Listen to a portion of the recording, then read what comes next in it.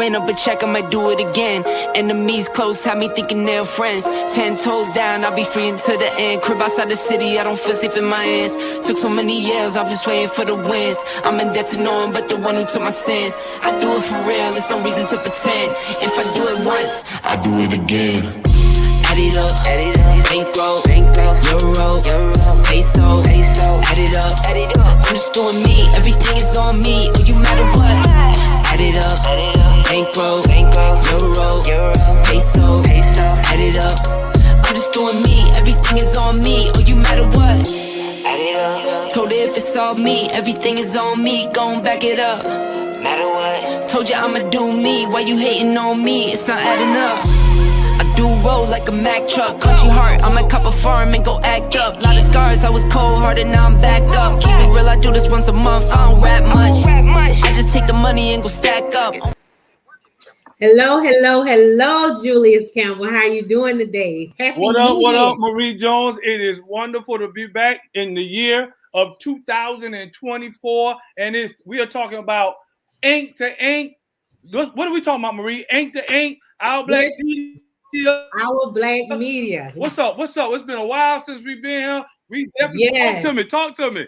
How have you been? Happy 2024, everyone.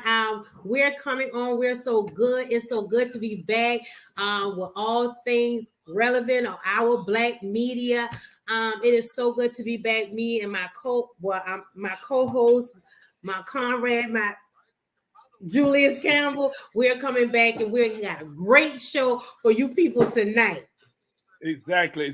What are we doing, first of all? For those of you that are new and haven't been with us for a while, we are Ink to Ink, or Incarceration to Incorporation. And what do? We are providing a platform for men and women who have been incarcerated, but now they are showing their success. And we say success in every area. We're successful educationally. We're successful occupationally. We're successful relationally. I'm just telling you, we're successful and organizationally as well. Listen, we want you to know that you too can make it. That's what this platform is about. We want people to know that we have transitioned. Our reintegration has been wonderful, and we have not been back incarcerated. And that's what we do here at Ink to Ink. And also, Marie and I, we are facilitators and directors of an organization called OAA, which stands for, Marie? It stands for OAA, stands for Offender Alumni Association, where we come to empower, encourage, and educate one another, because one person cannot do it by themselves. My story can help. My testimony, my trials, my tribulations can help you to know that you can make it, through. And I just want you to know that you can, because Julia and Miko, I call him Miko, but his name is Julius Campbell, and I are here to help, encourage, and empower and educate you. Your story matters, and that's what we're going to talk about tonight. Because when you hear our stories and other stories, then you will know, as she just said, you can make it too. So here in 2024, January, we got a wonderful, powerful story for you. We want to talk about something. Maria is going to tell you exactly the title. But before she tells you that, I want to give a shout out to Julius Hall. Definitely want to give a shout out to AB, and then our boy Fred as well. These are men that are making it happen. These are men who have something in common. And what is that? We all have been incarcerated, and now we want to share these stories with you. So, Marie, what is the title of tonight's story? Tonight's story is A Debt Is Never Paid. And when I say a debt is never paid, you know how people say, well, you done went to prison, or you done been to jail, and you done paid your debt to society. But that is far from the truth. A debt, that is a debt that never be paid, because when you go and apply for housing, when you go to apply for a job, and they tell you that you cannot get a job or even have a place to stay because of your background, it is something that has to be done with this situation, with this problem.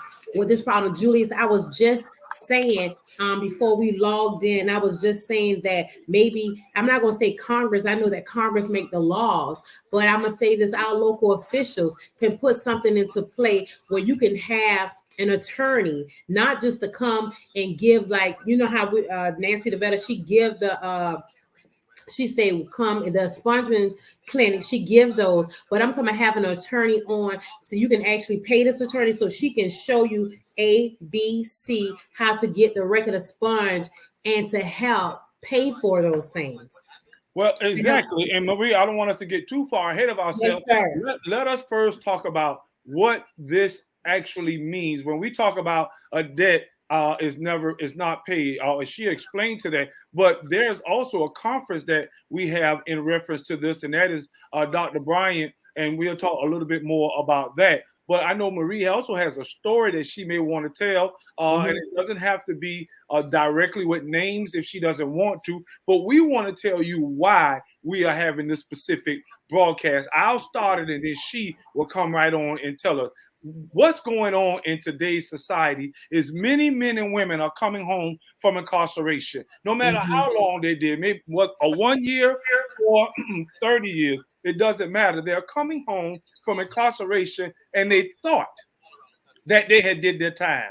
They thought that they were finished, only to realize that that is not the case. They realize when they start trying to look for employment, when they try to go and get housing or insurance or a number of things, that they're recognizing that their debt isn't paid. Even though it was paid to Department of Correction, it was not paid to society. And so we want to tell you a little bit of some of the stories that we have heard as it relates to this, even my very own story. But Marie, again, what is the title, and tell us why this is so important to you. A debt paid, they say the debt paid is never paid. The debt is never paid. And the reason why I came up with that title was because I was working a job and I was at the job for 9 months, and the job did a background check. And when they did a background check after 9 months of working for this employer, they took and they terminated me. And no matter how good you are, I never had any complaints, always a good worker, on time, and that did not matter. That did not matter. Being dependable, they could depend on me to call me to go take care of my clients. But guess what? It was still not enough, because once the background came back, and this is 20 years now. My background is 20 years old. Okay. 20 years old. So it does not matter. That's why I say the debt is not paid. The debt is not paid. I went to prison, been to prison, did 18 months, came home, never been back in any trouble. And here it is, trying to take and do what's right. And it's a thing, Julie. It's like you said, people who is trying to come home from prison, do what's right. They done paid their debt to society, so they thought. And guess what? You coming home, you trying to get a job, trying to get an apartment. And that's why recidivism is so high.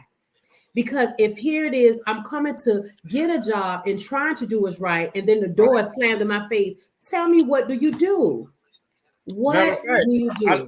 I love stopping right there. You just asked a great question. Tell me, what do you do? Marie just shared with us that this was over 20 years ago that she was incarcerated. Now she's working, and as a result of her past, 20 years ago, she's still being judged. So her future is now being impacted by her past. And it's not because of what per se she has done, but because of what is not being done with the judicial system. And that's what we want to talk about today. Why is this still affecting me? Marie, if I even may be able to share with you, I've been home now for 5 years. I did 26 years in our Georgia prison system. And now I've been home, haven't been in any trouble, got a great job. God has blessed me with marriage, just finished getting my master's degree, all of these great accolades to help my future. But when I begin to look for an apartment or a house, I've been judged because of my past.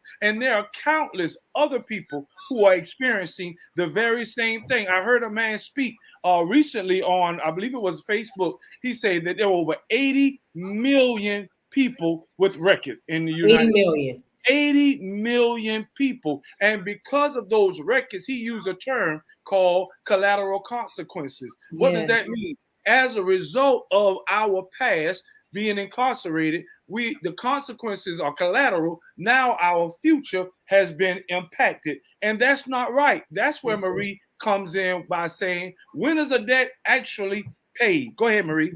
That's what I said. I'm actually watching the video right now, Julius, that you're speaking on about the collateral damage. Right. And he's even talking about some of us can't, even with the background, you can't even go get an education. Even though we did it, if Julius, remember, we went to Savannah State about the box, the check box. It doesn't matter. It's so sad that people want to better themselves. They want to go to school, better themselves, to make better decisions. But why is it such a hindrance, Miko? If 20 years ago, people changed. People truly change. And like Julius like to say, he said that, guess what? I may have started off wrong. I did this. I may have started off wrong, but that's not where it ends.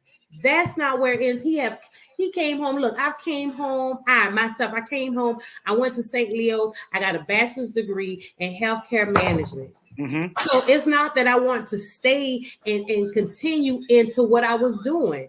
Let me tell you something. Prison and jail is not the way. I did wrong, and I went and I paid my debt.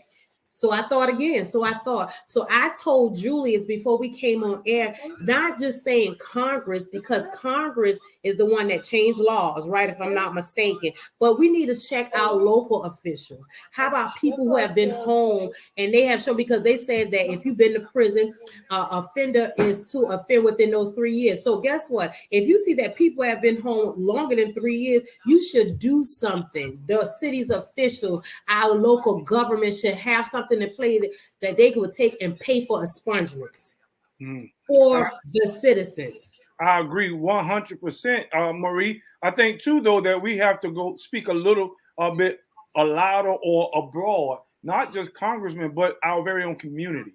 Congress starts is good, but Congress comes, quote unquote, legislative. They come to the communities, and the community is the one that hires them or votes for them, if you will. Miko, we're about to take a commercial break. Oh, by all means, let's pay some bills. Okay.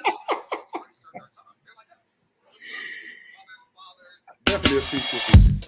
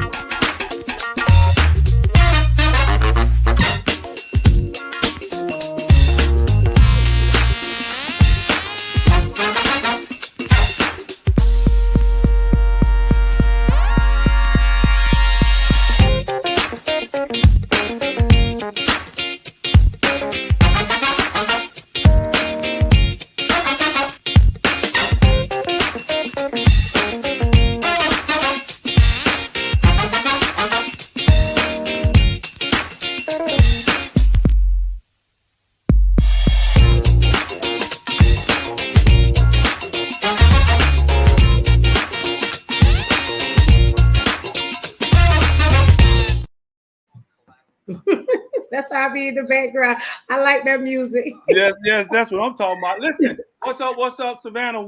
Who are we? We are Ink to Ink, Marie Jones and Julius Campbell. We are talking to you, just having a candid conversation about when is a debt paid, or is a debt ever paid? And we are specifically speaking about those that have been incarcerated and now they're home. They have seemingly paid their debt to society, but when they go and get a job, or when they go to try to find housing, or when they try to find insurance or things of that sort, that's when they recognize or realize that their debt has not been paid. Because of their past, they're being hindered or prosecuted, if you will. Persecuted is a better word for their past in their future. And so Marie was just sharing with us, just for a little brief recap, that she herself was working and doing well. I believe she was even telling me about how she was getting all those praise from her employers or employees, if you will. And then, lo and behold, a background check comes up. And now, because of something that was done over 20 years ago, 20 years ago, she was let go from her position. And so what do you think about that? Is that something that we ought to continue practicing, or is a person's past their past, especially when they have been consistently doing well, when they have been consistently successful, as she has been. So, and she was telling us a little bit about expungement, learning how to go and get your record cleared. Yes, it costs some money, but there are those lawyers that can help expunge your record. Now, the word expunge doesn't automatically mean completely wipe away. No, it's not. It hides it from prying eyes from employees, if you will. So, Marie, talk to us. Yes, it as Julius was saying, it has the expungement. Only person that could see it is like the police department, the police, the FBI, whoever, anything law enforcement. Can I say that? Can only person can see. You got to give a person a chance, because if you're going to hinder me for me to have employment, then I think that the government should take care of it.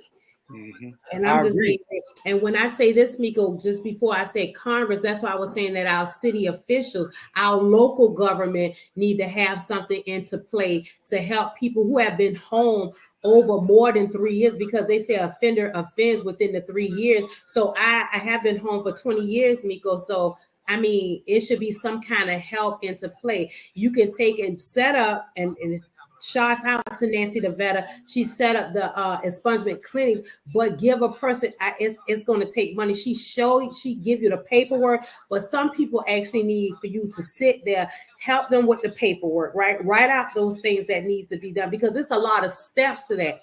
Miko, you have to go to since we're in Georgia, I have to go up to the courthouse. You got to go get your paperwork, right? The criminal division of on the 3rd floor. You have to do that. I did all of that. You have to get your the GDIC. You have to go get that. Then you have to go to the DA's office. You have to get that paperwork. And once you get that paperwork, you have to write out everything. You have to be detailed. And see, these lawyers know that any little increment that they don't feel. And can I tell you something, Miko, what I learned? That words mean something in Chatham, in not just Chatham County, and when it contains to the law, words mean something. Even though you may be trying to say, well, I hurt her. She got hurt. Listen, when Destiny got hurt, right? I'm saying she got hurt. I'm telling you, she got hurt. So, and let me say what the people told me. The lady said, she said, oh, so you admitting to you hurting her. I never said I hurt my baby. She got hurt. And no, she said, I should have said it was an accident. So words matter. You have to know how to word these things for these people to look to see that, I apologize. I was wrong. Can you please help me? So if you don't word it right, if you don't write it right, they will not allow you to have an expungement. Right. So and let me interject here to Marie. Listen, what we're trying to do is we're trying to encourage and motivate returning citizens. Those of you that have been home 2 days or 20 years, as Marie has stated, we're trying to encourage you to be proactive by getting your records expunged. Be proactive. Find out if there's a background, on you, even a background check. Find out what it is that can hinder you from getting a successful job, because not everybody wants to remain in low entry jobs. We all want to succeed. We all want to have career jobs, career opportunities. So that's what we're doing. You have 2 people, Marie and myself, right now that are encouraging you, that is trying to move you and motivate you to get that clear, because you don't want to be in a situation, as Marie just stated, working, doing well, and then all of a sudden a background check pops up and now you've lost your livelihood because of something that had been done 20, 30 years ago. So, and disappointment comes, and when disappointment comes, then sometimes that can cause us to make some poor choices. Exactly. And so, and then too, Miko, like I have children. So what people are saying, I feel like society that's why I feel that the laws should be changed, right? Because you know what I mean? You don't care about my babies, because my money fund having a job, that's how I take care of my children in my house. Right. So I love that. Yeah, that's how I take care of my children. So that's what, when people re-offend, they're looking at their babies, and they got not just that. Say if you don't have any children, you have to take care of yourself. Mm-hmm. You have to take care of yourself. So I feel that they should go, and they should go back. And if a person, like I said previous, have been out longer than 3 years, it should be something in play with the local officials. I'm not just talking about in Atlanta and Washington. The local officials, it's things that they can do here in the city of Savannah to get things moving. Matter Like of you fact, said, let us tell the people why. I love that number you said, 3 years. Let us talk a little bit about those 3 years. First of all, the word is recidivism. What yes, sir. recidivism means is that you, a convicted criminal, he or she reoffends, and they go back to prison. And there is a number, and it is high. I believe it's upwards of 80 to maybe now 90%. That's what they say now. 80 to 90% of those that have been incarcerated are going to return within 3 years. Now that's what they're saying about us. Now we can make them a liars. I know Marie and I have already. Marie has been out over 20 years, and I have been out over 5 years now. So we don't have to be a statistic. As a matter of fact, she and I have. Can y'all please be quiet? I'm on the podcast. Oh, excuse me. She and I have both broke those statistics, but nevertheless, this is what we want to share with you right now. You don't have to be that one to reoffend. Right. You don't have to be the one to be a statistic. And so there's a law that has been passed, and I'm sorry I didn't do my homework, but I know 3 to 5 years. If you have been out 3 to 5 years with no new conviction, then you can petition to get your background check fixed. And so now that is granted that you don't have probation or parole. That is granted you don't have probation. Right. Marie doesn't have any of that. And so because she doesn't have any of that, she can try to take care of those things right now. So that's why we were speaking about that number 3. Go ahead, Marie. I'm sorry. And not just that, Miko. I was telling Apostle yesterday when I spoke with her. And listen, I want to say this is a disclaimer. I'm not knocking anyone for charging what they charge, right? But I feel that if I learn it on my own, then it won't be a fee for me. And I want to learn it so that I can teach other folks, because other people really want to have their name. I think it's that's going to be a beautiful day for me just to have my name cleared. I like that. So yes, to have a clear name. That's what I want. I want my name to be cleared. And so a woman, I was telling Apostle how the pardon and parole is papers that she had printed, papers I went over to her house. She gave me the pardon and parole papers to send to the pardon to get a pardon, right, Julius? And so she charged $150 for that, right? But guess what I told Apostle? So I learned, what I did was I went on the pardon and parole on the internet, and I found the paperwork myself. And I printed the paperwork out. And the only thing she did, she didn't write anything for me. The only thing she did was she just notarized it and gave me the paperwork. Now, guess what? The notary across the street from my house charged me $5. And I got the paperwork on my own. So if I learn to go detail by detail, line to line, and learn how to do my expungement, I'm going to teach it to you. I'm going to teach. Me and Julius will have a clinic of our own. Yes, Miko. We're going to have an expungement clinic where it's people, Miko, can I be real? It's people who can't read. Right. It's people who can't read who want an expungement. And if I come to your clinic and the only thing you do is give me paperwork, that's still not helping me. Right. That is still not helping me. So we need to take and help one another, especially people who have been incarcerated. You know my story. I know your story. So what we have, what's the common denominator? That we've been in prison. We've been in trouble. So I want to help. I want to be a help for real. I want to be a help. And I'm not knocking those who charge, okay? Because I know that people have to eat. So what I'm saying is, but I want to take and be a help because I want somebody to help me. Right. So right now, what we're getting ready to do, we're going to take, I just want to do a brief recap before we go to this commercial break. Why are we here? We're here because we want to motivate our brothers and sisters, those that have been incarcerated. We want to motivate you to move. We want to help you to go ahead and be proactive before this thing comes up to bite you. We want you to know that you might be steady and stable and established right now. But what if you try to move up? What if you try to increase? What if you try to mature in your career, and then all of a sudden something hits you like a background check, and now they're hindering you from access? Whether it's access to a base, access to a party, access to whatever it may be, because again, of something that was done many, many years ago. We want you to check into that so you are not blindsided. And when we come back from this break, we're going to come to an end and talk about community. We've already talked about Congress. Now we want to talk about community and what you can do to help. Let us go and pay some bills with this commercial.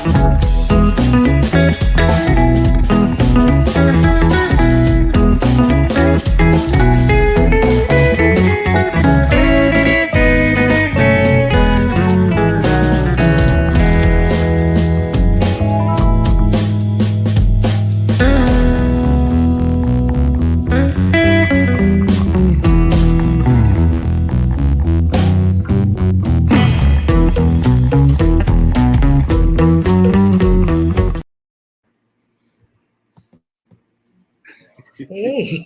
I like it. Don't you like that music, Dave? I do. I like that's that good elevator music. Exactly. Hey, what's up, Savannah? Listen, it's your boy Julius Campbell and Marie Jones, Ain't to Ain't, or Incarceration to Incorporation. Why are we here? We're here to talk to you about when is a debt paid. Marie shared a few moments ago some serious experience that just took place in her life about her past, how her past was catching up to hinder her future. And as a result of that, we want to come to you to make sure that you don't get hit the same way. And we don't want to leave it like that, Marie, because I want you to tell us the praise report of what has happened. Don't go into too much details and using names and things like that. I'm not. I definitely want you to encourage the people, because we don't want to leave them thinking, man, it's hopeless. If I mess up, then how will I then succeed? So before we close, we are definitely going to give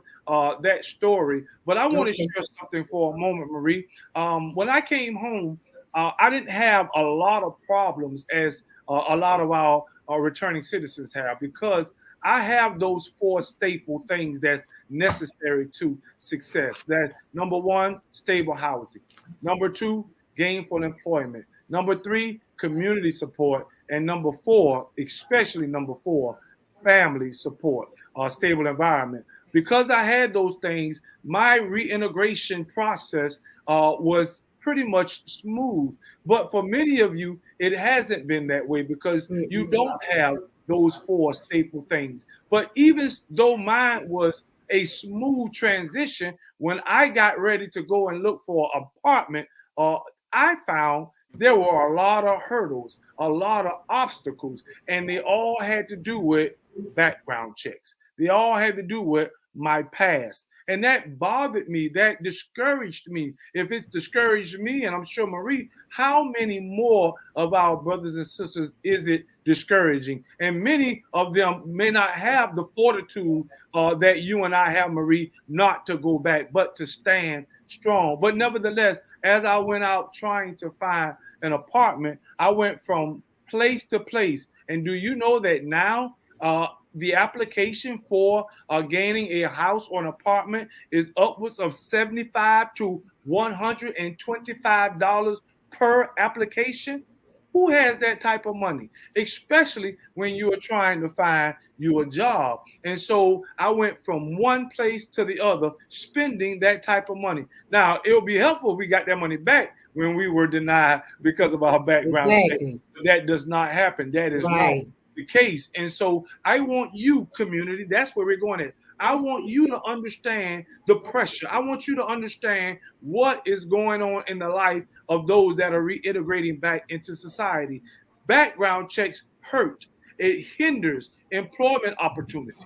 It hurt and hinders housing opportunity. Even Marie was telling me, what else did you say that it hurt? Even life insurance. Life insurance. Now, that Yeah. was new to me right there. Life insurance is hindered. We all need life insurance. So, community, you have to hear this so that when congressmen come back to your church and your neighborhood trying to solicit your vote, you need to begin to ask them questions like this. What can we do to turn this thing around? We all Exactly. need it. And so, but for myself, I wasn't able to get an apartment. My wife did. Thank God for that. My wife was the one that was able to get the apartment, but I'm getting ready to try to find me a house now. What is going to happen? Am I going to go through the same struggle, the same obstacle, the same turmoil? What about you? But Community. Will you come together and help us? Go ahead, Marie. you know what, Miko? You know that while you were talking about, you say you about to get ready to buy your home, and would that hinder you from buying your home? I want to know what going to prison have to do with me getting life insurance, with me going to prison have to do with even me having a place to lay my head. Mm. So what I feel like when they wrote the laws, they really didn't think.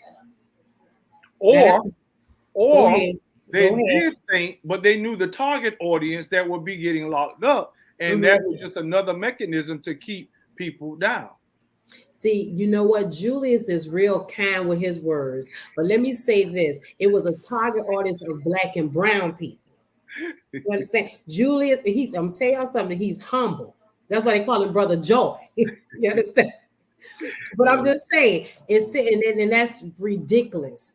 I think I think you know what, Miko, we should have something that can be part of OAA, and maybe you can get with Coco and we can help, and we can have something at 8011 Waters Avenue about bringing the community together to let them hear. When I say bring local officials, we can have local officials, local commissioner people there that can hit us. I know that you said we're not running behind nobody, but Miko, they really need to hear this. They need to hear this so that they can put, and maybe Governor Kemp can come and he can listen and hear that things have to be changed. Because or is it like that because they have it in play to have the prisons with black and brown people?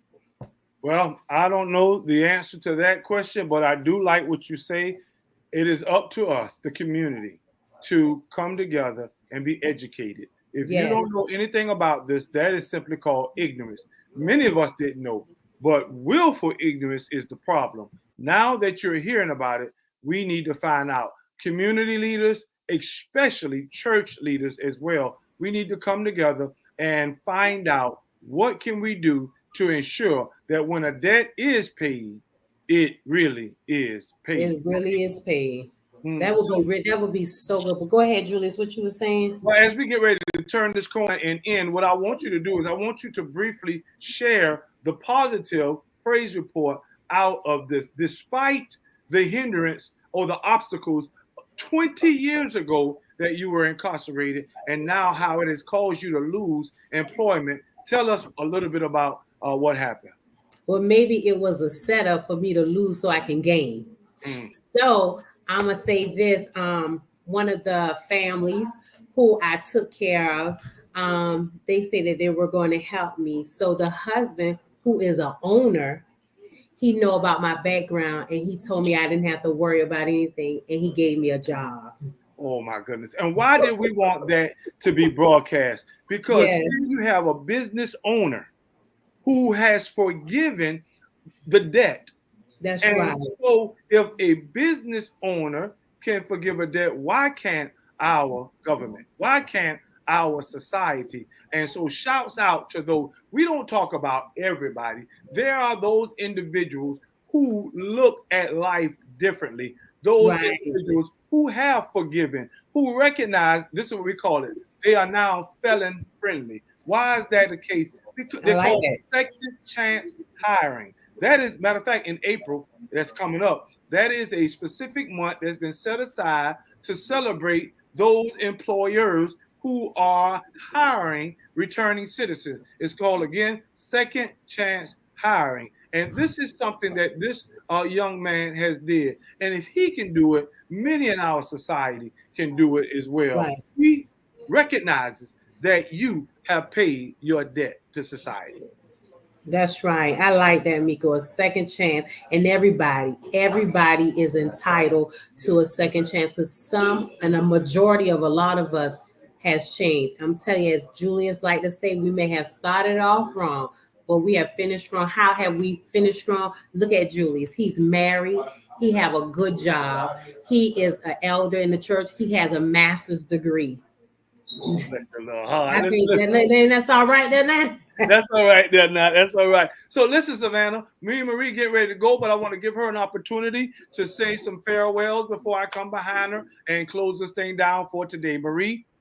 Ladies and gentlemen, for those who have been listening, and especially those that are incarcerated right now, get ready to prepare yourself. The doors of the prison will be open. So I hope that you're prepared to take and to do whatever it is to not reoffend, to not go back to prison. And I pray that society will give you a second chance. I pray that you will take and get into get into school. If you want to go back to school, get back into school. Miko got a master's degree. Lord, he's been going to school for a long time. Miko got a master's degree. So I just hope that you take and do what it is that you have to do for yourself to be better. Listen, Savannah. Thank you for this opportunity. Every Friday, we come before you and we want to move you to missions. We want to motivate you to do something. Our brothers and sisters that are coming back home, listen, we made it. You can make it too. Your story is important, and we definitely want to hear your story. So get in touch with myself, Julius Campbell, or Marie Jones, and we want you to let us know that we can share your story because your story matters. Listen, have a wonderful weekend. We thank you, and we'll see you again next Friday. Good night. Good night. Good night, Miko. Good night, man.